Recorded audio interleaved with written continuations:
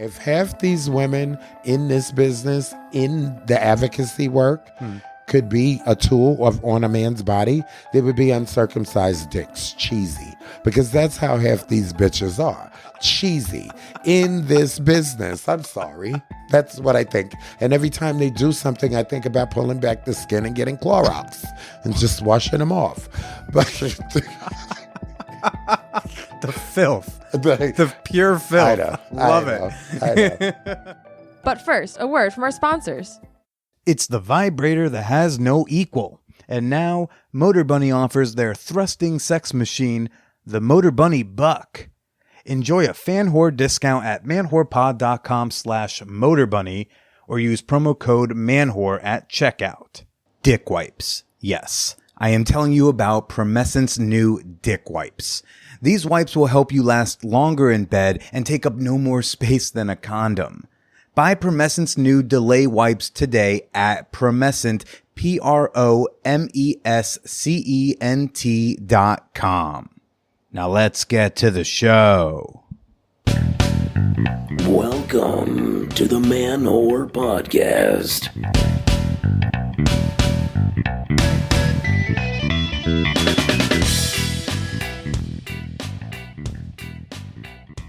Shout out to the November No Nutters and the freshly fucked fan whores. This is Billy Presida, and you're listening to the Man Whore Podcast. Just come, guys, okay? It's okay. You can come. You have Billy's permission to come. In fact, you have my instruction. Come. Yeah. That's an instruction that normally costs you at least a $20 tip on OnlyFans. And for free, I'm telling you right now, just come. It's not going to make you any better in bed if you don't nut for 30 days. It's just going to make you irritable and annoying. You ever be around a friend who's like on a keto diet? It's like that, but for your cock. Because then like every conversation you have is framed through the fact that you're on this diet. It's just like, oh, where can we go out to eat? Carl's on a keto thing. It's like, oh, guys, sorry I'm acting so irritable. You know, I'm on the keto, so I just haven't had bread in a long time. And it's like, dude, what does that have to do with going to grandma's funeral? We don't care that you're on a diet, you know? And so we just don't need to be in the group chat. And every time you're acting weird, you're like, oh, sorry, guys, it's been 17 days since I've had an orgasm. Fucking keep that to yourself. Just come. Babe, you think they should come? Yeah. Do you know what November is? No. Oh, it's like this movement where in November, a bunch of sad men on Reddit decide they're not going to have an orgasm for a month, and they think that's going to like help reset their dicks. That is going to help nobody. Right? Isn't it just going to like make them annoying? Yes. There we go. Good night, baby. Good night. Well, everybody, that was Wallet Note Lady. That is the girlfriend you all just heard. Hello. Welcome to the show. Seriously, it's just going to make you irritable and angry and tough to deal with. Like, I mean, Wallet Note Lady and I got into a fight, like a little bit of a tiff last week. And then she just like paused in the middle of it. And she's like, you know what? I know this is going to sound crazy, but I think I just need to come because I haven't come in a little bit. And then I went down on her. And then after she came, she's like, oh yeah, I'm good now. That's all that was. I'm sorry. And I was like, you're such a man. This week on the podcast, I have got on trans and sex work activist Ceyenne Doroshow. She is the founder of Glitz, Gay and Lesbians Living in a Transgender Society, and I am really excited to share this conversation with this incredible woman in a little bit. She is, wow, like a commanding presence. I do want to tell some of y'all about the Champagne Room, our super sex positive, super supportive, super fun, super free Discord server. Yes, my favorite channel in the Champagne Room is the Sexual Achievement Sunday channel. It's literally just a place where every Sunday-ish we gather around and we share our sexual achievements from the past week. A super epic solo session or something new you tried with a partner or just, your latest group sex encounter, whatever, what have you. It's a very fun place, seeing people's stories. This one comes from Cap'n Funkasaurus, who I've been doing a push-up challenge with in the wellness channel. He wrote, "Screw it, I feel accomplished with this. I had a lovely second date on Saturday with a girl I'm doing everything in my power to not try and run away from." Oh, is this going to be like an emotional sexual achievement Sunday? I think so, maybe. He says, "We saw a movie and talked for 4 hours with quite a bit of amazingly passionate making out. We agreed not to take it any farther than just that. I told her I really liked her, but I needed her to know that while I'm still nervous about everything, my intention is to go into it not treating this like a fling. We left and I got home with my boxer briefs absolutely soaked in pre-cum from all the excitement. I decided I was too tired to take care of myself till the morning and I fell asleep. But when I woke up and I wanted to furiously pleasure myself, I got about 1 minute into it before I realized, wait, this is my pattern. I have an encounter and immediately want to get off and sexualize it. And I'm not going to do that this time. I'm going to sit with these feelings as they are. And I allowed myself to just feel the sexual energy without processing it. To me, that's a massive achievement in my sexual health, and it feels good knowing it's okay to do that. Cap is 100% okay to not jerk off about that wonderful date. I am going to say it's not great to not jerk off for 30 days because Reddit told you to, but rock on, man. Keep working on that push-up form. I think you're cheating a little bit. But we would love to see, read, hear your sexual achievements each week. We'd love to see you participate in any number of our channels. We got channels like the Book Nook. We got one just about cannabis. We got pure positivity. We got a sex toy recommendation channel. And yes, we even have an episode discussion channel where you can discuss the latest Man Whore podcast episodes and your thoughts about it. Introduce yourself today. Join the conversation at manwhorepod.com/Discord. Speaking of connecting with your fellow fan whores, let's do a real quick fan whore appreciation moment. Oh, let's give a shout out right now to Big Bad Bull. There's no way that's your real name. What is that, your Vegas swinger name? Is that your dope friend finder user handle? Big Bad Bull. Okay, we get the idea. You're bulling around, man, and I want to say thank you for being no bullshit about supporting the Man Whore podcast on Patreon. I was so nervous. I wasn't going to figure out how to bull my way through all of that, but we bulled it real hard. Lots of bull going in and out, but no bullshit. Okay, Big Bad Bull, thanks for the support, buddy. I also want to say thank you to everybody who heard my call to action at the end of last week's episode. I just got a slew of new Patreon members, a bunch of pre-existing Patreon members. A lot of y'all have upped your pledges. That was incredibly kind. Some of you signed up for annual memberships. That was very helpful. And thank you to those of you who don't like Patreon, but Cash Apped and Venmo'd me one-time donations.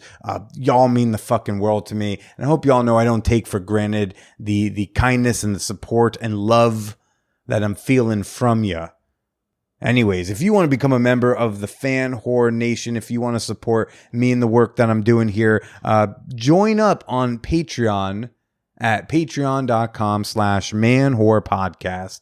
That's Patreon, patreon.com/manwhorepodcast. I've seen Ceyenne Doroshow speak at several sex work decrim rallies here in New York City over the last several years. What a fucking force. This woman's been through a lot. She's a former sex worker. She's a big trans rights activist. Let's go chat with the leader of Glitz, Ceyenne Doroshow.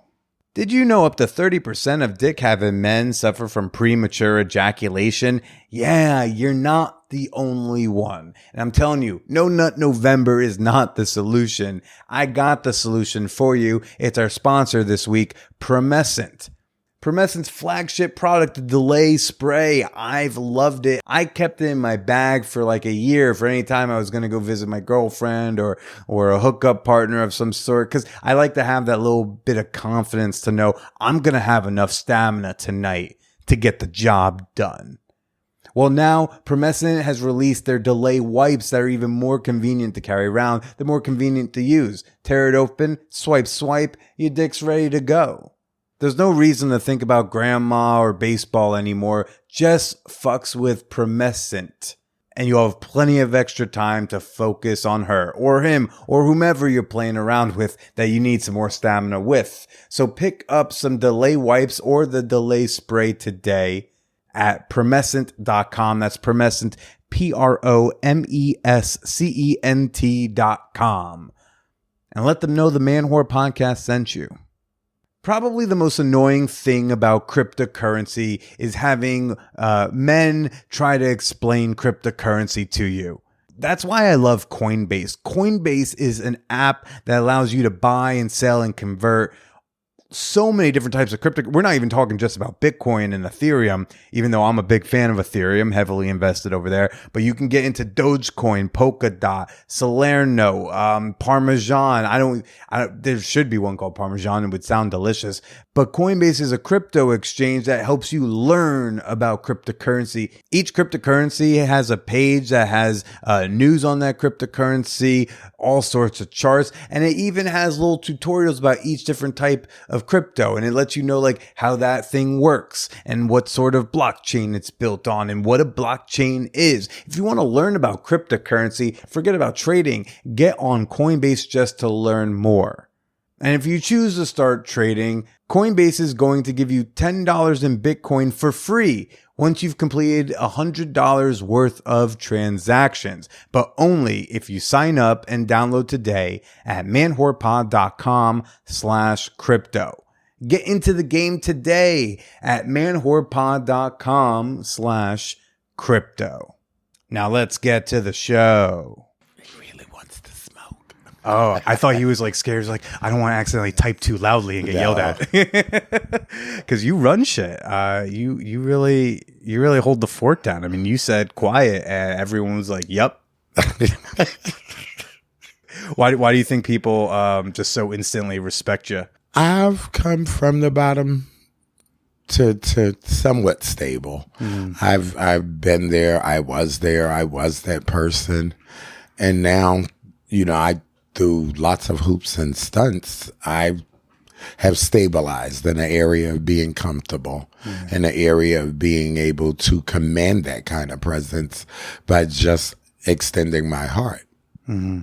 Have you always like commanded that presence around people, or did you kind of grow into I was a whore, so you kind of once you've been, once you've been a woman of a certain, genre, I would like to say, but just the sex industry in itself is kind of commanding. You get to control your autonomy, your body, your space, your money, and you can set a price to that. That's how I survived, and literally survived. If I had to depend on a system that fails, I chose to depend on myself. Instead of giving all of that to an agency that's going to use me, that's going to pimp me even worse than a pimp would. Why not own it myself? And look what I turned a hoe into. I took being a hoe to being a leader, to challenging everybody's mind into doing well for humanity. I wish half the people in this world were hoes. Then they would know how or what the struggle really means. Mm-hmm. How do you feel like you changed from when you went into doing sex work to when you got out of sex work? Did your personality shift very much? No. So I'm still. you were always kind of this. You were kind of always this like kind of bad bitch persona with like lots of swag. Because when I've seen you speak, I was just like, I'm captivated. I'll listen. I've seen you at a few rallies now, and I was just like, oh, wow, yep, I'm shutting the fuck up. What she got to say? I don't know. I think some of my chutzpah comes from like my mom. Yeah. My mom is a carry. She is dynamic. She commands space. And I think if I was going to patent myself after anybody, it would be my mom. I think what I've seen in my growth is these women that have been in my life that have showed me kind of how I could step the bar up and not just be a tart, but actually take being a tart into something way higher. Because damn it, I don't want to sell ass until I'm 100. I had to figure out how can I help the world and not have to do sex work. When I was using sex worker money to basically help other people survive. How can I turn that around? Did it make sense for me to use my money to help people or actually form an organization that can do the work non-biasly? I don't care about your gender or who you are, or what you are. I just care you're a part of the community and I care that you want to be a leader. That matters to me the most. And you want to go to school. School is iconic if you're going to survive in this world today of quite nasty people. Yeah. In addition to being such commanding presences, were you're with these women in your life also as charitable? Or did you learn that elsewhere? Well, my mom used to give out free lunch. That was a lot for me and my brother, but it was also fun. Little did we know she was working us like slaves, because we were giving out all this stuff and packing and stacking and doing all of that. Spreading lots of jelly. But it was fun. And our house was the house that everybody wanted to hang out in. And that taught me so much. It showed me so much. And my grandmother, polar opposite of that, kind of her one charity was, I think it was Channel 13, cerebral palsy, and one of those church ministers on TV.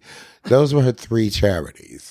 Cerebral palsy, Jerry Lewis Telethon, PBS, because she invested and she liked the shows. And the other one, I think, was Jerry Falwell. And mind you, she did not go to church. She got dressed on Sunday morning, sat in the living room, completely done to the nine, and watched church. And when it was over, took all of it off and cooked dinner. Like polar opposite of my mom. But my mom always had this kind of community thing. She was an educator, so that brought a lot of young people around, and how we grew up. Yeah. So if I walked into your mom's house, I would have also walked into something similar like I did today. A lot of people, not really sure what the configuration of everything is, but there's a lot of love in the household and a lot of personality around. Yeah. My mom gives off an aura a little bit like Patti LaBelle. She's a character. At best, a character. Well, it's a good time to say I'm here right now with Ceyenne Doroshow, the leader of Glitz and a trans sex work activist. I've seen speak at multiple rallies here in the city. A friend you know, Caitlin Bailey. I love Caitlin. Caitlin's fantastic, friend of the pod. Some of those people I don't love right now. But Caitlin has always been, she's unapologetically like real. She says what she wants to, whether it be wrong or right. She'll own it if it's wrong. And if it's right, God help you. That is true for the amount of time I've known Caitlin. Is there a little bit of like cattiness in the sex work decrim scene? It's the privilege that are actually talking. It's not like everyday sex workers. It's white women and people with privilege that are deciding what decriminalization looks like for black people. Sweetie, if you don't have safety in tow, you can't write policies if it does not say we will not go to jail. It needs to say that 100. And I don't think white people know how to design a policy for that. They can design shit that protects a high-end sex worker, because basically that's what the fuck we're talking about. Right. We're not talking about the marginalized poor sex worker. We're not talking about the massage parlor sex worker. We're not talking about the survivalists. The survivalists. We're talking about them privileged bitches that make $5,000 a day, or the white women that sleep with men that are millionaires, giving them money to throw away on creating policies for black trans women and sex workers all over the world. Stay in your lane. Let us do the talking. Step back. Shut up. Try that. It worked. Hold your breath before you speak about something you know nothing about. Marginalized communities need to be the first on this platform to speak. And some of them skinny bitches need to step back and let us do the talking. Let us create the policies that are going to protect us, because it'll have the languages in there that say this single mother that has to raise 5 kids can survive off of sex work and has the right not to go to jail.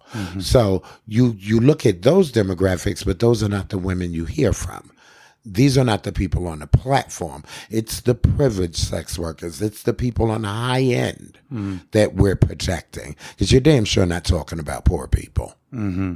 Is it, you don't have to name a particular organization if you want to. Oh, most of them are trash. Most of them are trash. White led, but they use one poor little black girl, like almost like a sideshow Bob. And the child is illiterate, can't speak well. This is who you put to highlight decrim. Think. You're going in front of Congress and in Albany.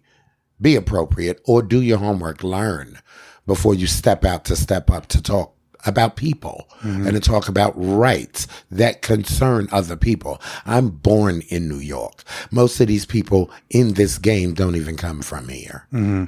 But they're here talking about something that matters the most. When you think about it, and they're saying the Nordic model. The Nordic model helps who? It helps people. Are there people out here saying Nordic model? Some of them. And I mean, like, I see some people, like, in maybe, like, politicians' offices and stuff say that, but I don't see... Nordic model, take your ass to Norwegia, Holland. I just don't think I've ever seen anyone at, like, a decrim rally talk about Nordic model. There are people saying, well, both sides of it, be it the Nordic model, be the decrim model, it's not designed for a black trans woman, a black boy, a black cis mom who is a sex worker. It's not designed for that. It's designed to help these privileged motherfuckers, and they want to put these policies. They're fighting all over the world with this right now. Are there more people like me that are standing behind these policies and writing them? No. When they're writing stuff like this, I think we have a problem because we don't speak up, or we're not allowed to speak up in these spaces. It's kind of, well, let us take the lead. Let us run. And you just stand there and be pretty. That's not going to work when it comes to the protections of a marginalized community. For Christ's sakes, a massage parlor girl jumped out a fucking window. When? Because this was like a couple of years ago, because the police broke into a massage parlor. That was the only thought in her head to protect herself. Or was she that scared to be deported? But that was the end result. She jumped out of a fucking window. So are policies really helping us? Are we in those rooms to talk about that? Well, we're still operating in like a criminal, in a society where like sex work's criminalized. So in this decrim conversation, what do you think policy wise is missing? We're living in a world where the tagline is trafficking. I'm being trafficked every motherfucking day when I have to pay a bill I don't want to pay. I'm being trafficked when people are trying to sue me for their shit. I'm being trafficked every day that I have to tell somebody I can't help them because the access is going to go to somebody else. And you think about how we're writing these laws and these bills. Are we still being trafficked? Because now you're trying to take away autonomy. You're trying to take away somebody's right to support themselves without the government being fucking involved. You're already trying to take away women's rights for abortion. So what gives you the fucking right to say what a woman can do or can't do? These are mostly men sitting in these rooms, making these policies, creating these languages.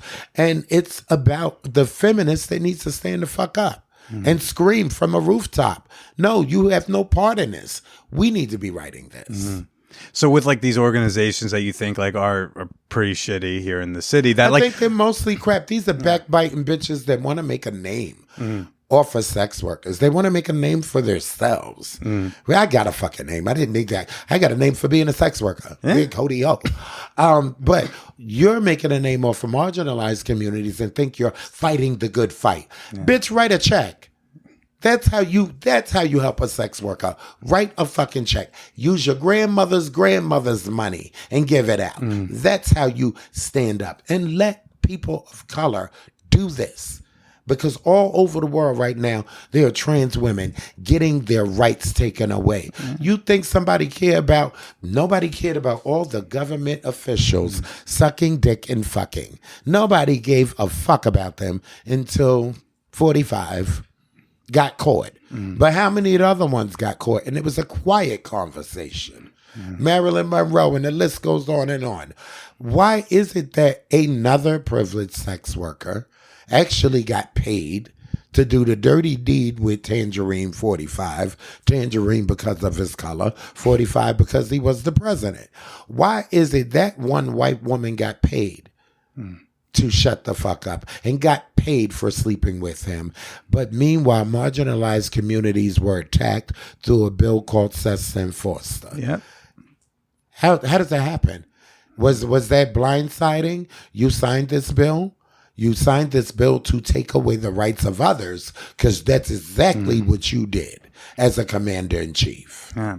Well, why fucks with some of these organizations where you share an end goal that's very similar, but you don't like how they're going about it? At some point, do you say you know what, I'm not talking at your rally, or I'm not talking at a rally where y'all are invited to? Is that something you got to calculate at all? I do. I don't partner with a lot of people. I keep. But the Liza Orleans thing, do you have to look at who the speakers are first before you agree to talk?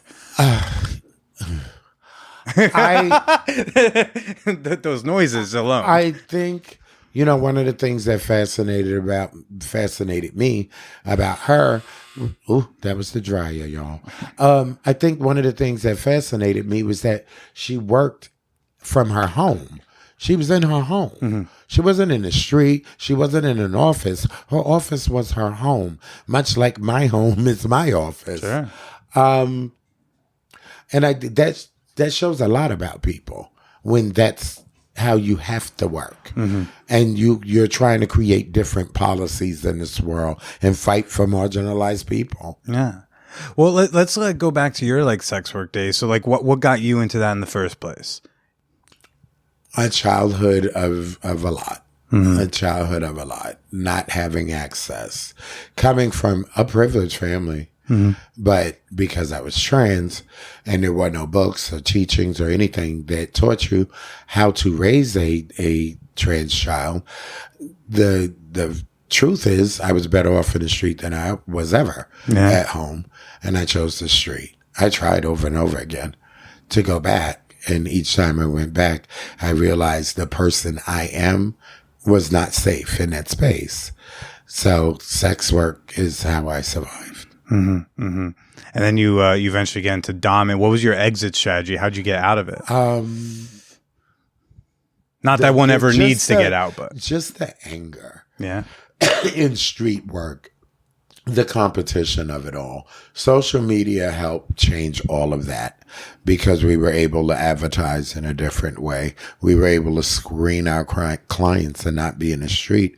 But also, I had gained a sense of respect and purpose in discovering many different ways to survive. And BDSM work became that way. It became an avenue for me not to have to use my body as a tool, but to be able to use my mind and come up with these characters that I would have to be in situations I would have to be in. What I feel like we don't hear about the experience of street-based work very often. Even when I have a lot of sex workers on the show, not a lot of them have experience with street-based work. A lot of them are escorts, they're doms, they're, porn folk, whatever. But, what's that whole world like that you don't think people know about? The danger in street work. What are the dangers? Oh, death, rape, getting beat up, arrest. There are dangers. Nothing comes without highs or lows. There has to be a middle ground. Sure. Street work, yes, it's exciting as fuck. And you said exciting? Yes. Oh my God, yes. What was exciting about it? Just the adrenaline. Yeah. The adrenaline. You know what you're going out for and you set a goal and Do you hit the goal? Do you not hit the goal? You hit the goal if you know what Yeah. you're doing, and if you don't hit the goal, you're out there again. I wasn't a everyday street worker. I only went out when it was a necessity, and I knew how to market in a way where I felt safe. I didn't stay with the gaggle of girls. I stayed off in the cut. Let's face it, this whole fucking world is a competition, including sex work. It's a competition. And it's honest. I would take the honesty in sex work over a cheating wife. Yeah. Like, come on. Or cheating husband. But also how therapeutic to actually have a client that has a trans fantasy. It's nothing sexual. It's his fantasy to either go out to dinner or to be demasculated by a trans woman because it gives him a sense of purpose. And what purpose did that give me? Well, just a complete joy to demasculate a man. Lord knows men have tortured me half my life. I don't think I've ever heard anyone describe sex work, especially like street-based sex work. Someone who like was doing it because they kind of had to, not because like they wanted to. I don't think I've ever heard anyone describe it as exciting before. I think you're the first one to tell me that. I'm a realist. I'm not going to lie Yeah. and say, oh, wow. You know, it was so horrible. Well, yeah. Well, from like the survivalist sex workers, that's kind of the storyline is like, well, they're doing it because they have to. It's horrible, but they must and they should be allowed to. But then you hear those who choose and who like want to, or they could, they have a college education. They could get these jobs. They choose this. There's a very different like narrative. That's the at privilege. Play. Yeah. That choose that road of, I'm going to do it to get kicks because my grandma's going to hate it. That doesn't work for Black trans women. I did it before I was trans. I did it and actually discovered I was trans through the transition of doing sex work. I always knew I was flamboyant and fabulously fashioned, but I also knew if I wanted to step my game up in this market, I had to carry myself in a certain way and feel good about going out. I just couldn't go out in anything because I needed to feel good for myself.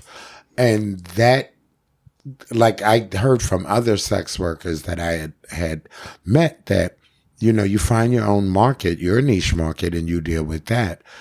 And my other girlfriend, her market was celebrities.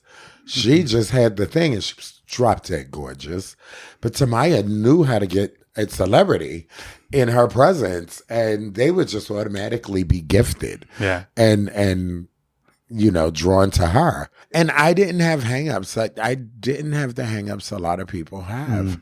I had learned not to have the hangups about sex because I had to use sex as a tool to survive. Yeah.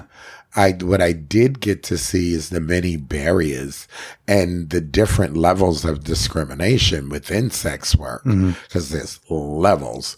And I had to figure out my place in all of that. There's colorism, ageism, and all of it. Yeah. And sexism, and it just goes on and on. You were doing work in the beginning presenting as a man? No, still? I was... No, you said never. Before you transitioned. Before I transitioned, that's when I was homeless. So I would never wore men's clothing ever. When I was able to buy my clothes, everything I bought was borderlining. Like it took a while for my parents to figure out that was actually female suits. And what I was getting as when you were doing street-based work, it sounded like maybe you were presenting one way and then you started transitioning or no? No, okay. I just automatically love clothing. Gotcha. So actually taking the time to discover I need hormones. I think this is not just being fashionably correct. I think this is a little different. Yeah. And discovering that sex work helped me figure that out. Seeing the other girls, seeing girls that were in transition and had transitioned was incredible for me to see because then the clothing matched the person. I don't know. The clothing? Scared. Yeah. I was scared of hormones. I was scared of, but I had the fashion sense totally together. I was kind of, and it showed me something about clientele because I dressed well. I had clients that literally would just want my stockings, like take them off. $500 just for my stockings. Of course, they were very expensive stockings, but they were stockings. And I was like, is this a thing? So I got to learn so much about kink and people and men in general. And a lot that I kind of regret, because in that I should have learned how to protect myself from the very community I served, which is men. You would think if you're ever going to tell your man, hey, I was a sex worker, it could go wrong. Yeah. Sounds like that's happened. Yeah. Yeah. Because then they feel obliged to feel like they needed to be supported by a sex worker. No, sweetie, you're not a pimp and I'm not working for you. But that's how most of the orgs are out here. Everybody wants to pimp you for a little thing if you're in advocacy. And if you're black and trans, they want to throw that black girl up there. I have no room or space for them stupid motherfuckers. I'm trying to help a motherfucker get to success. I don't care whether you're a sex worker. It's what you're doing with it. It's, are you leading? Are you a part of changing the demographic on a person of colors? I would like people of privilege, sex workers of privilege, to find a black trans woman in their city, in their town, and invest in them. Invest in getting them in school. Invest in getting them trainings and stuff they're going to need to survive.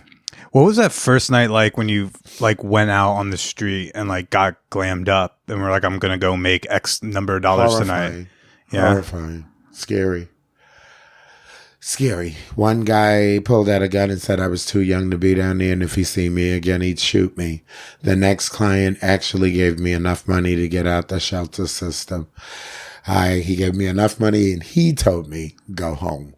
How old were you then? I think about 15, 16. He gave me the money, drove around a couple of times. I said, I'm not going to tell you again. Get off this block. Yeah. Well, that gave me enough money to go get a room. And that started the process of having control over doing sex work. I needed to pay my rent. But I had a roof over my head. It was mine and it belonged to nobody else. The only person that could get me out of there was me for not paying rent. Did you go right back out though the next night? No. No? Oh, no. Only when it was a necessity. Yeah. I wasn't a frequent flyer. I was a flyer, but not frequent. When I needed, I accessed. When I didn't need, I didn't go.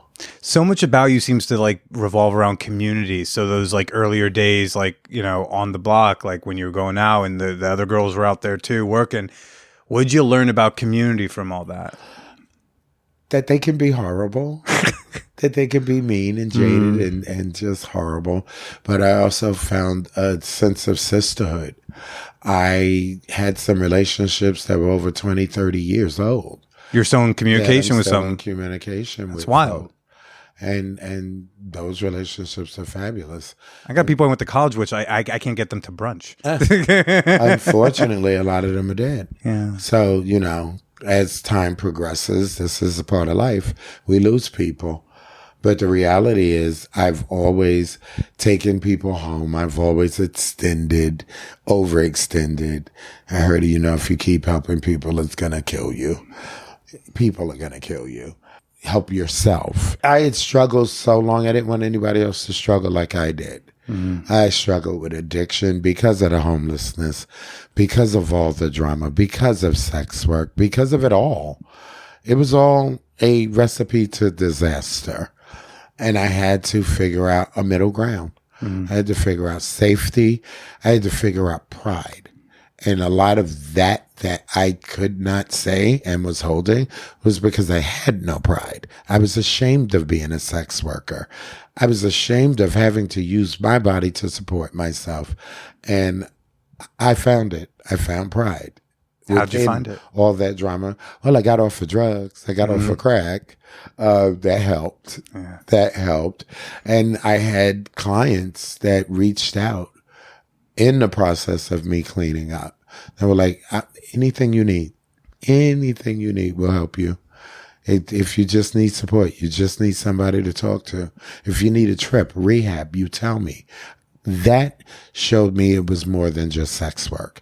It was forming a relationship and a bond to have access to help. That's what I got out of all of it, was that my Johns had turned into friends and allies. Mm-hmm. That's the sign of a good sex worker. Mm-hmm.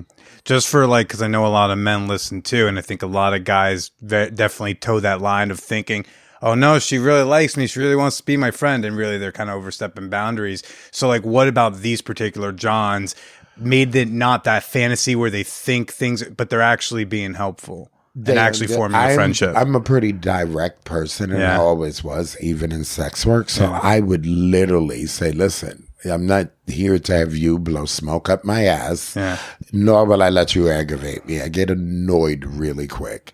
So I need you to be 100. I'll be 100. And when you're talking to men about real life issues, regardless whether it be about sex or sex work, just life in general, you're able to change the game on how they see you. An intelligent conversation can practically turn a John into a husband, because you've invested time into helping him relax through conversation, through just hearing. Sometimes my clients just wanted to be heard. Mm-hmm. And that's important. It's kind of a therapist and a therapist that happens to be a sex therapist and a sex worker. Yeah. So it's a lot. It's a lot. And let's put it this way. I don't find sex work much different from marriage at all. Mm-hmm. The negotiations are the same. It's you want a wash machine? Bend over. It's negotiations like that. I don't find different at all from sex work. At all. It's all a compromise. Mm-hmm. You ever been married? Oh, not for the right reasons. Yeah, did that, and won't do it again. And maybe I will. Maybe I will in another time and space. But I think I can't do any of that until I find us as a people in a right place, in a right space, where there are more visions and versions of us throughout the world. And by us, you mean black, trans sex workers, graduating school, becoming doctors, getting their doctorate, doing the work, being in these rooms, becoming. I love to see a trans sex worker become a judge. I need that. I need that in my life. I need to see that. I also want to see a trans doctor be an OBGYN, because I think that's needed so women know their place in this world. I think we need to be an aspect of every aspect of this world, because we've been excluded from all of it. Still today, white women are still trying to take up space of black trans women. It's disgusting. We owe nobody anything for survival, but it's okay for Caitlyn Jenner to be Caitlyn Jenner. Right. Why? That comes with privilege. Yeah. But still yet, a black trans woman is suffering. Mm-hmm. Are you worried that having that high bar to maybe put energy into dating and finding love and marriage and things like that will never come because of this bar where like the world has to change for you to sounds like for you to feel like, oh yeah, now I got time to focus on that personal life? I would never want to bring somebody into this. Yeah. This is a dog eat world. You have to be strong. You have to have a backbone. Your partner also has to be willing to take the shit too, because a lot of this work is 100% you. When you are doing this work so other people can survive and grow, it takes away a lot of the time and the heart and the space you have to share with somebody else. It's disgusting, but it's the reality that it's kind of, I married my business. I'm now a sex worker for the community, so to speak. But also we're able to change this world. That matters the most, that I myself am looking at relationships in a different way because of what's going on, what I'm doing to help others. I would have a partner. If I was to have a partner, he would be scared for the life I have to live and the amount of people I have to keep at bay. and just the who is really authentic. Who is my friend because they're my friend, or who is my friend because they're a tool and just want to use me. So those are the things you have to ask when you're thinking about relationship. But meanwhile, Becky and Karen can do it all, and they're not bothered by any of it. A Black trans leader has to worry about all of that, and it excludes her from being able to have a private life, a social life, a life where you can extend love like everybody else can. This work doesn't stop. I mean, haters are going to hate, but the work goes on and on and on. We still have to do it. The world keeps revolving while we're literally at a standstill in our minds and bodies and souls. I have had my heart like just stomped on by organizers and workers and people that say, I'm your good Judy. And they turned out to be pieces of shit and just not transparent. I prefer for people to be honest. Own it. I am a piece of shit. Introduce yourself. You need a t-shirt or something that comes across your head like a scanner that says, I'm a fuck up. I am using Black trans women to promote my whiteness. And I will do anything by any means to destroy. And you have an example of that? That just this community in a whole, a lot of the people that are doing the talking are white privileged women. A lot of the people in our spaces trying to take up space. Yeah, I do. Odesha Ray, Red Umbrella Project. Look it up. Red Umbrella, yeah. Scumbag of a bitch. But this is the bitch that literally used Black trans women to promote herself, and in the end lied. About everything. So like they're actually blue umbrellas the whole time. Yeah. Everything pertained to us was about her. She platformed Black trans women so she could get a step up in this world. A pig. Now, count how many other white women in sex work have the power to step on Black trans women. The numbers are staggering. Lend that access to do something real. Shut the fuck up. Step back. Lend that access to actually create change in a Black trans woman's life so she can create change in another Black trans woman's life. It is superficial to say I'm going to take you to the spa. Why am I taking you to the spa? I should be taking you to the spa because I'm taking you to get a job, because I'm taking you to the bank to get a bank account, because I'm investing in you. What does that? Well, yeah, it sounds like you just answered. I was going to say, like, what does that look like? Is it as simple as cutting a check? But you're like, it doesn't have to be just cutting a check. It can be like, bring me to a job, bring me to somewhere I might be able to live, bring me somewhere where I can get food. Well, if you look at the policies, if you're going to hate sex workers and have all this to say about sex work, God damn it, where's our 40 acres and a mule? Especially Black trans women. We've had access to nothing, no less education. Where's our 40 acres and a mule? Because we've been robbed. The indigenous Indians are getting it. The Jewish people are getting it with the Holocaust thing. Where the fuck are Black trans women's 40 acres and a mule? The people in Berlin, I just heard they got like a couple of $1 billion lawsuit.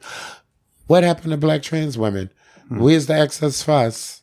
Because we damn sure don't have it. And we've had the access to nothing but policies that don't work for us. What policies will work for you? Us creating them. Right. What would... Us creating them. A whole new way of life where we make the decisions and demands on these politicians that are creating the languages around Black trans lives and sex workers. I've given you the heavy pen and all the power to write some new policies. Like, is there one or two things you would... housing discrimination. One, there's definitely false accusations that need to be checked on. These are cases that have been held against Black trans women, discrimination of all certain types of employment. But also... What kind of accusations go at the Black trans women? Oh, yeah, rape. They're accusing them of rape? Or just anything surrounded. Yeah, either you or your man or something like that. Just all the indiscretions that are going on are just horrible, horrible. And who stands to suffer? Who stands to profit? Who stands to be platformed? And who stands to lose their whole shit because people are platformed in the wrong way? It's interesting about platforming. What was that? What does that word mean to you? Kind of how people used me in the beginning. How every agency was willing to stand up as long as they had ownership in Ceyenne. When Ceyenne got ownership in Ceyenne, a lot of these dirty bitches proved that they were just dirty bitches. And there might be overlap in the timeline of this, but like, when do you stop doing sex work? When do you and how do you start doing advocacy work? I think Blitz was 2015. I stopped doing sex work when I was arrested in New Jersey for sex work. And On behalf of my home state, I apologize. well, Governor Christie was an asshole, choking on chicken. Probably a cock, but I wasn't there. I wasn't in the room. But the bottom line, being arrested changed my whole, being outed, being put in the paper, all of that. When was that? That was 2013. 2013. You were in the paper for that? Yes. 3 pages of the paper with a map leading You got to 3 my pages house. in the paper? You got a lot. Someone wins a fucking Nobel job. Prize, they can't even get 3 pages in a paper. I know, but being a whore made 3 pages. I'm iconic. So you get out in the paper in 2013, and then you're like, I'm done. You didn't serve time for that, did you? I did 30 days. You did 30 days. For a bag of marijuana. They wanted to punish me in some kind of way, and they did 30 days. Well, life is punishing. What they did was do that. I wrote a cookbook with that horrible person, Desiree. And I took lead of my own life. When I realized that she was a tool and Red Umbrella was full of shit, I was able to figure out that I had been doing God's work the whole time, which is helping people. And I didn't need a white woman to do that help. I could do it based on my own policies and my beliefs and how I want people to be held. Which you did by starting Glitz. Yeah. Yeah. Do you want to tell us about the formulation of your organization? I asked my mentor and one of my moms, Flawless Sabrina, I wanted to start an agency and I wanted to platform education and sustainability for our community. But I needed to have a solid ground because I felt like everything for Black trans people and community didn't really spell out who I am or what I am. So I named it Gays and Lesbians Living in a Transgender Society. Because as long as I can remember, you've only heard about the gays and lesbians. Transgender's just been a thing, and as far as I'm considered, a word that white people created because they were calling us cross-dressers, faggots, he, she's, and all of that. So who created that term? And probably the same person that created 182 of the pronouns we have to say now. Sounds like you're not a huge fan of the Sweetie, pronouns. I am still fighting to be trans right now. Yeah. I am still fighting to be a transgender woman. I have to prioritize my fight. Yeah. Because I understand y'all have your shit. Yeah. I still have to I am still not okay. It's still not okay to be Black and trans. And we have to talk about that. Because we don't. We're living in this ever-changing world of all of this stuff, not created by Black people. I'm okay being titled lady, woman. I prefer lady, because a woman could be biological. Not every woman can be a lady. So I have to use that term and think about it correctly. I will never be a woman. I will always be a lady. How I handle myself is of a lady. To be a woman means I would have a vagina, and I'm okay. I don't need one. But I'm still a lady. So what would you have to go through to start up Glitz? And what was like the original goal? Oh, I'm not a person that likes waffling or wasting time. I immediately applied for my LLC. I paid for it. I jumped off. I asked people for help. I asked other organizers, Janetta Johnson, Miss Major, Flawless Sabrina. I asked icons in this business to help me do this work. And Sharon Grayson, people I looked up to and noted they know the struggles. They have been there. They were there during Stonewall. They were there before Stonewall, and what were their takes on reality, the reality of being trans. Because as somebody that was new to the game, I needed to hear from older people. What'd you learn about the Stonewall era?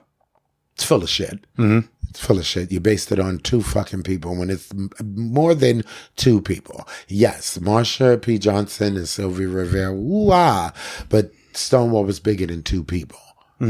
What happened to the Miss Majors? What happened to the Flawless Sabrinas? What happened to the countless women that are not here today to speak, or the women that are still alive and not even heard from? What happened to those people? But did you learn anything about that era to help inform the work you wanted to do in the present? When you said you wanted to learn from older people. Yeah, I learned how to hold people. That's what I learned. How to lift people. We have all this frivolous shit out here. We have more support groups than we got pantyhose.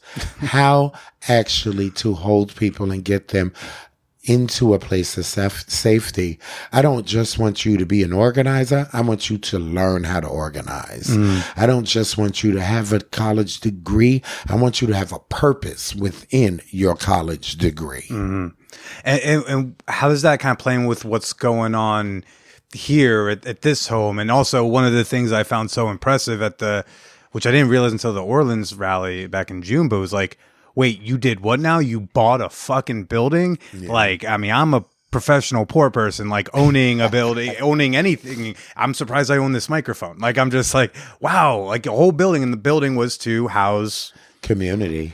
My to house leaders in the community. It's so fun how ultra respect. He's trying so hard to roll it as quietly as possible because he is so scared you about to turn. It was the slow roll for me. Like earlier, Greg was trying to tiptoe, and I was trying to be like, "Dude, you're good. Like your steps aren't going to be super loud. I promise."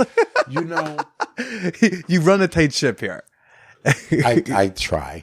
We have to be real here. Most of this work is done by some really horrible people. There's a handful of these people that are authentic, real, transparent, loving, caring. A handful. When most of the people in this business are beasts. How do you tell the difference? Not everyone has your street smarts. It's street smarts, but also it's being cautious. I wasn't in the beginning in this work. I believe that everybody doing this work was just, they were the cream of the crop and just fabulous people. And what I've learned is, they're scumbags. They're the worst kind of scumbags. They're scumbags that use people, and people that use people are the worst people. Do you get tired? I have moments of really breaking down, but I have bounce back power. And because even watching you this morning, I won't say what you were talking about, but like just watching you like handle a situation on the phone while like having to like call in this person needs something from you. I was just like, wow, you like, when do you rest? I have moments. I had a dinner for a couple that actually won an auction for me to cook dinner for them. And it was so beautiful. And they were so kind and nice. And those are the ups. Those are the ups. I like going to the building. We're creating an apartment for a couple in the building right now. Those are the ups. Giving people what they need is what keeps me going. The people that the naysayers can kiss my ass, honey. They can go to Burger King, get a big straw, and suck out the crevice of my ass. The way you rip on someone is so key because it stays in the exact same like key and tone and cadence, but it's just like most viral read on someone. It's just like, wow, it's like those were violent words. I look at these people that have done these horrible things to me, and I go, well, if there's any hope in the world, those little bastard children of theirs they're gonna kick their ass, because that's the other side of you fucked people over. Karma on the other side of the fuck is like a big giant blow fan. So what you do to people, oh my God, years down the line, when you least suspect it, the turncoats are going to be the very seeds you push. So as a believer of karma, you must feel confident that like you have a lot of rest coming for you on the other side of all this. A lot of peace and prosperity. I have rest because I got faith. I do believe in God. And that faith is what keeps me heightened, what gives me the sense of purpose, which tells me I can tell them suck my ass. That faith also keeps me guided to know that I'm on the right track. And the fact that I can say suck my ass is because I'm finally talking for me. I'm finally in an area by having my own agency to tell you fuck off, to tell you that you don't support us, to tell you that you are a vile and vicious creature. When I worked for other people, I could not do that. But actually being transparent, and let's face it, people don't know me for really holding my tongue. I challenge a bitch to tell me, oh, she was so soft about what she said. No, people are tools. And I put it this way. If half these women in this business, in the advocacy work, could be a tool on a man's body, they would be uncircumcised dicks, cheesy. Because that's how half these bitches are. Cheesy. In this business. I'm sorry. There it is. There's a hole. That's what I think. And every time they do something, I think about pulling back the skin and getting Clorox and just washing them off. But the filth. The pure filth. Love it. I know. But like your cadence is as if you're reading the headline of a newspaper. You're just like, yeah, and just like you can suck out of my ass through a small straw. It's like no, the Burger King straw is actually fat. You get a lot done with the Burger King straw. Wow, it sounds like you've done a lot with a Burger King straw. I've actually thought about it. McDonald's straws are skinny and small. You get lost. We get it. Ceyenne Doroshow is a size queen. Okay. I'm glad we got to the bottom of that. That's why I'm here today, actually, is small dick havers everywhere were talking shit, and they were right. They were confirmed. It's crazy that we're living in this world where I have to say these things now. It's 2021. And if I don't talk authentically and transparently, I get lost somewhere in somebody else's shit. I refuse to do that. If I'm going to make a stake and build a legacy on this earth, I want all black trans women to be transparent, to tell that fucked up person you're working for, you fucked up. Start your own agency. If you need that help, let's get you into college so you can. Let's get you tutors and mentors so you could do that work. Because working for other people will get you nothing but a headache and a little check. Actually changing lives gets you everything. Changing the world. Speaking of changing the world, let's talk a little bit about the building you bought. Holy shit. You bought a building in New York City just to house people who need to be housed. No.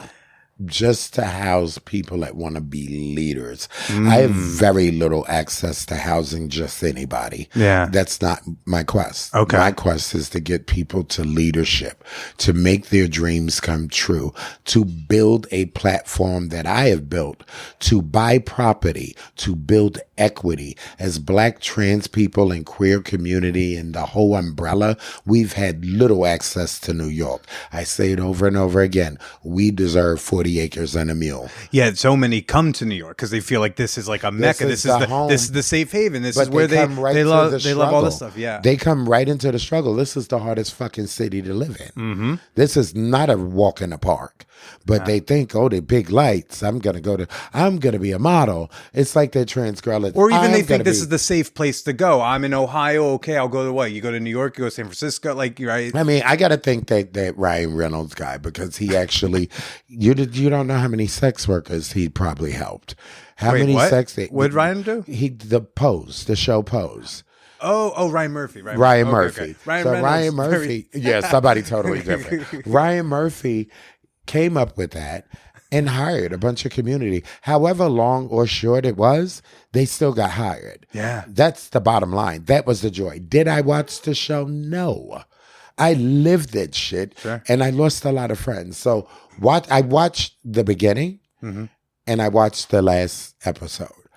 Wow. Because all the middle, you're like, I was traumatized. You're like, I know. I buried my friends. Yeah. I buried so many friends. I watched so many friends I slept with some of them friends in the street, on the street, in shelters.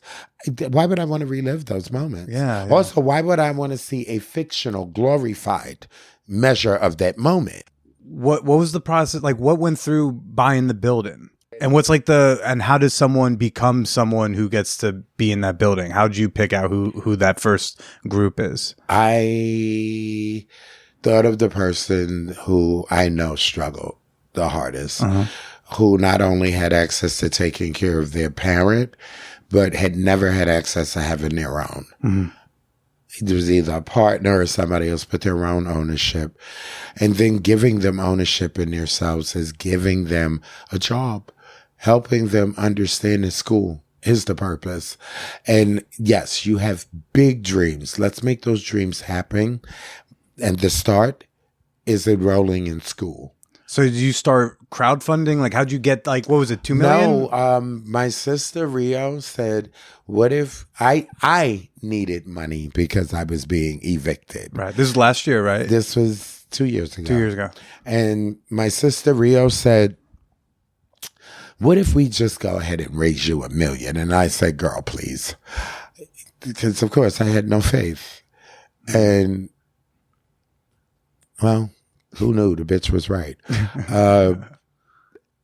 I didn't follow the numbers. I had a very awful person working for me as all of this was playing out. They did, again, the most egregious things to this community. White women and a black them, they, us, and our robbed this community. A white woman with false accusations and a black queen that just pillaged through some of our donations and credit cards that were supposed to be for people. Right. But while all of that was going on, we were also giving out a share my check.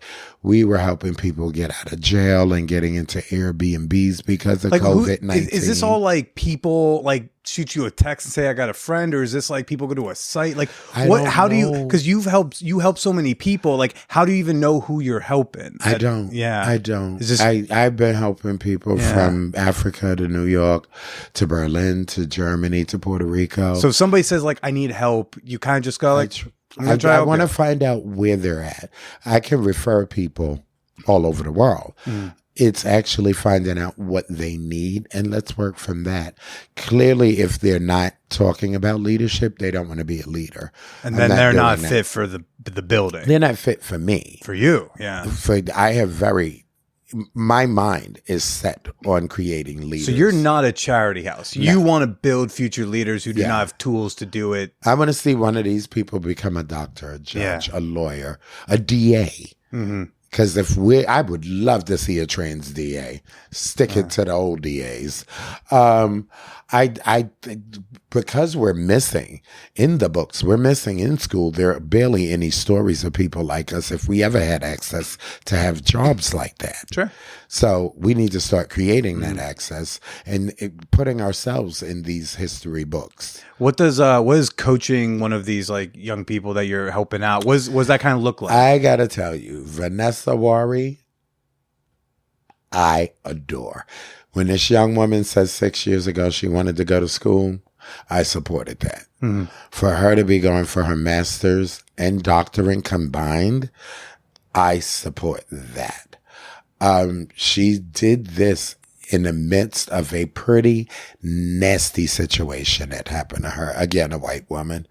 And she could have given up. She could have dropped out. She said, no, I think I'm going to go full throttle. I'm going to go for both of them together. And I'm going to get this done because I need to make a mark in this world. And I need to talk about shit like this. How we give ownership to people that don't deserve it. And so, like, how many people are going to get to be in this new home 12, that you brought? It's 12 units. As one family moves out, I'm moving community and one person at a time. This couple that I'm moving in now have been together 25 years. They've been struggling with sustainability, and they're in their later years in life. And you don't have to move anymore. You're home. You can die there. And we get replaced every time our lease is up, every time we have to do it all over again, I'm creating a space where if they're a leader, they never have to leave. But I commissioned them to invest in this community. Yeah.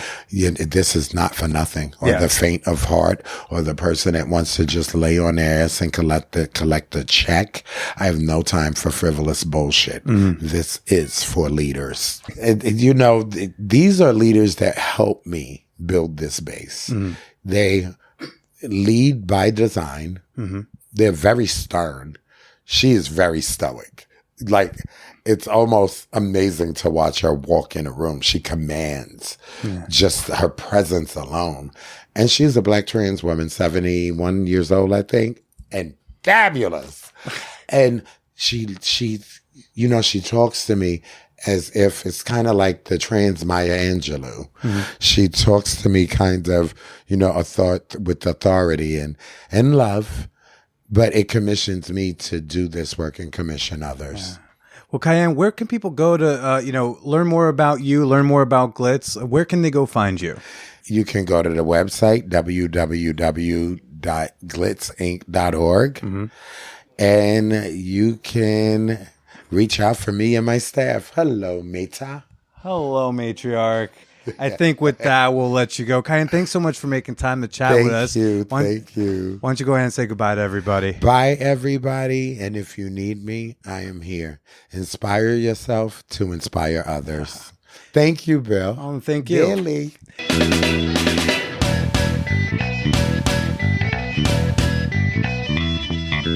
What a boss, right? You don't want to fuck around with Ceyenne Doroshow. And the way she reads some people to filth is, woo! I do not want to be on the receiving end of any of that. So, wow. We would love to know what you thought about this week's episode, what you thought about the topics we discussed. If you are a very defensive white woman and you would like to stand up for yourself, if you want to tell us your thoughts about Ceyenne, drop them in the episode discussion channel in the Champagne Room. Join the conversation today. Introduce yourself at manwhorepod.com/Discord. Of course, you can always email me your comments, your questions, your criticisms to manwhorepod@gmail.com. You may even hear your email on the show. And gosh, this one's my favorite. I absolutely love it when you publicly admit that you listen to the Man Whore podcast on social media. Just like I love it when my girlfriend finally posts a picture of us on her Instagram. It's like, oh, you're claiming me. You're not ashamed to be with me. You want people to know you're with me. Like, I want you to want people to know that you fucks with the Man Whore podcast. Don't forget to tag me. I'm on Instagram at BillyIsPresida. I'm on Twitter at TheBillyPresida. Another place I love to connect with the flirtier of y'all is on OnlyFans. Yes, it's free to follow, just a little bit to flirt, and it's oh so worth it to unlock my content and watch me stroke that bacock. Okay, go follow me at onlyfans.com/callmebilly. I think it's time to do another Man Horror Con again soon. I think it's time to start planning for that. I think we're going to have to do 2 of them in 2022 just to make up for lost time. Hey, Canadians, that border is open again. Let's get busy and let's stay slutty.